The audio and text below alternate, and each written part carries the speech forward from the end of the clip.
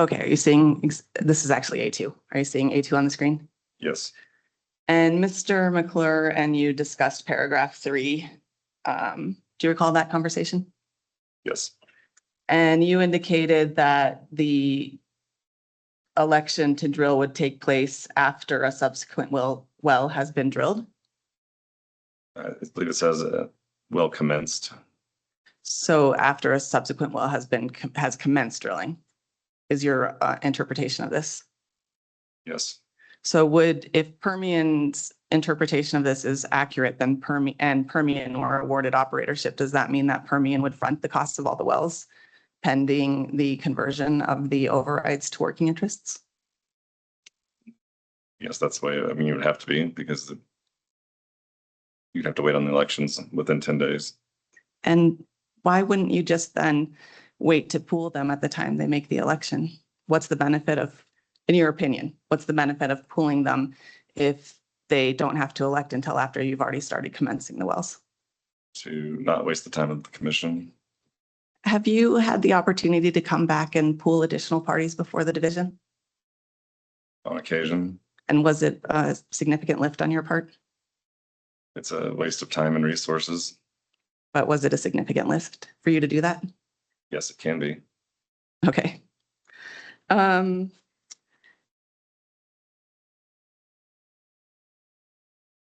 You're actually, though, asking the division to pool interest owners who have not yet converted.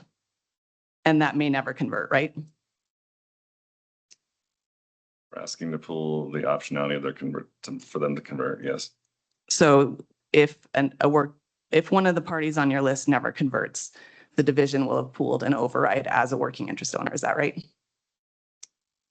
The title would speak for itself. They would roll up as a working override owner. The commission is not forcing them to be a working interest owner. Well, then again, I guess I don't understand what the benefit of you seeking to pool them is today if it's all for naught at the end of the day if they don't convert. Because we felt it was more comprehensive to include the maximum number of parties that could be here.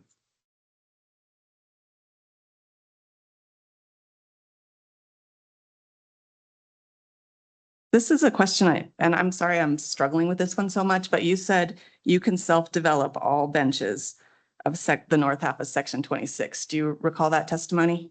Yes. And I haven't had a chance to look back and I'm sorry for that, but do you own in all benches of section 26?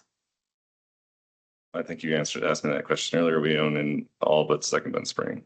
So could you self-develop the Second Bone Spring? No.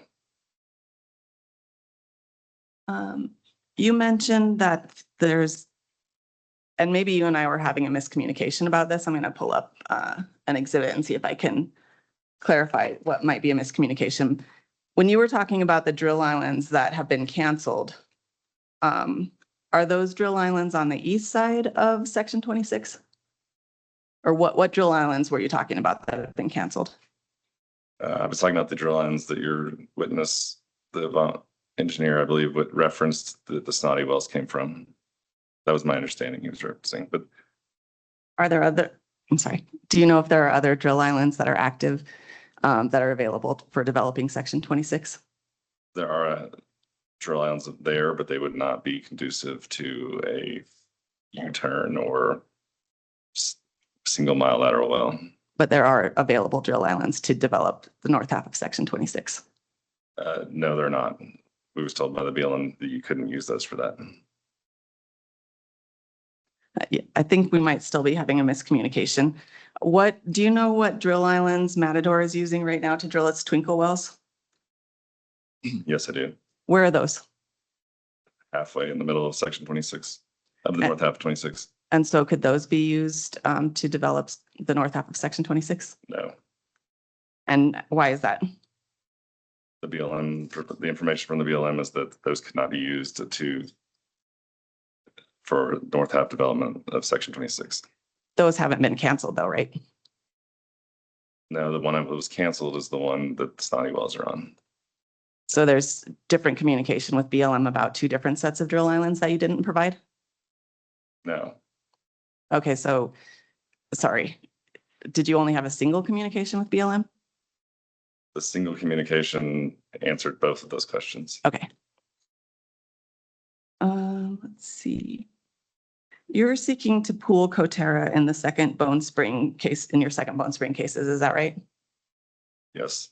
Do you know approximately where Coterra's interest lies in the second Bone Spring? The top of the second Bone Spring to the base of the second Bone Spring in north half of section 26.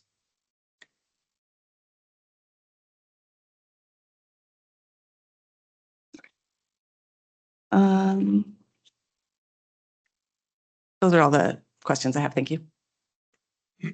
Mr. McClure, anything further for this witness? Mr. Examiner, I do not. Ms. McLean, may he be excused? He may. Thank you. Okay, thank you, Mr. Hammond. It's 4:20 PM. It's close enough to 4:30 to give everyone 10 minutes back. Did anything else come up that you wanted to talk about before we break? No, okay? No, No. okay. See you tomorrow at 8:15 AM. Thank you. Thanks.